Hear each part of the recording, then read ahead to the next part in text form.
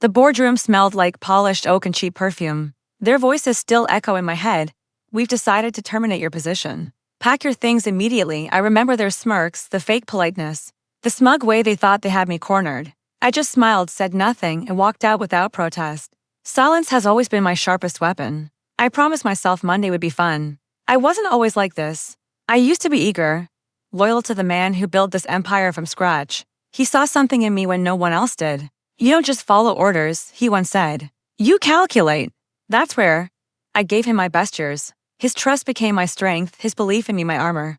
The rest of the board hated it, jealous, dismissive, circling like vultures. Then he fell ill. It was sudden, brutal, and private. While he faded behind closed doors, the board got restless.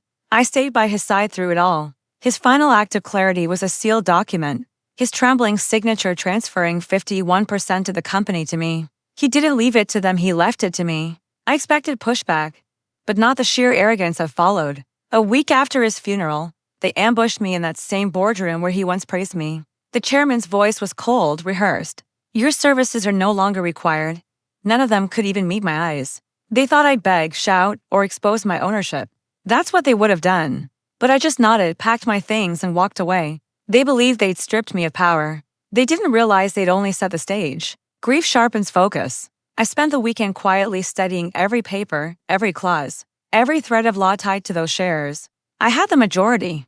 Their authority was an illusion, fragile, temporary, and about to break. But I didn't just want control, I wanted humiliation. The kind that sticks. So I waited. I let them make the announcement of my departure. I let rumors spread through the halls. She's done. She's out. I even crossed paths with old coworkers on the street. Their pity wrapped in polite smiles. Every glance fueled me. First, I called my lawyers quiet, discreet, and loyal. The paperwork was flawless, the transfer airtight, witnessed, notarized, and filed. I didn't have to fight for ownership. It was already mine. Next, I followed the trail of corruption. The chairman had been siphoning money into hidden accounts. Another board member had been steering contracts to his brother's firm. They thought their crimes were buried under layers of red tape. But I had time and access. Emails, contracts, signatures, I gathered them all like trophies. Every piece of proof stacked neatly in my files. Then I waited for the quarterly board meeting, the one where they boast about the company's success. In front of investors. They had no idea I'd be sitting at the head of the table. The room froze when I walked in, their laughter dying mid-breath.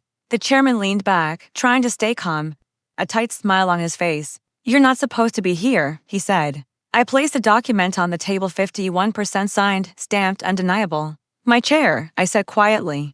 He went pale and moved aside without a word. I let the silence stretch until it stung. Then I laid down the evidence: embezzlement, fraud, conflicts of interest. Their faces cracked. Their voices failed. They knew I had them trapped. The investors sat frozen, some leaning forward, eyes gleaming. They smelled blood in the water. I gave them a choice: resign quietly, hand over your shares, and disappear or face the courts. No one argued.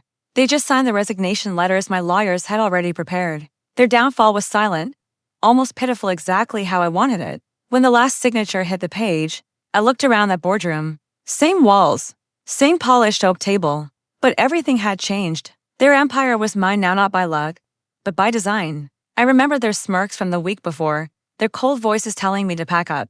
I remembered how small they thought I was. And I remembered him, the man who believed in me, his frail smile in those final days. The weight of the papers he pressed into my hands. Don't let them win, he whispered. I didn't. Revenge isn't loud. It doesn't need shouting or fireworks. It's the quiet undoing of those who thought they were untouchable. It's walking out of a boardroom stripped of power, then returning a week later owning it all. They thought they buried me. They never realized I was the ground beneath them. Now when I sit at the head of that table, their chair is empty. I don't feel pity. I feel clarity. Power isn't handed to you, it's taken. And I took mine back with silence, patience, and precision. Monday was fun.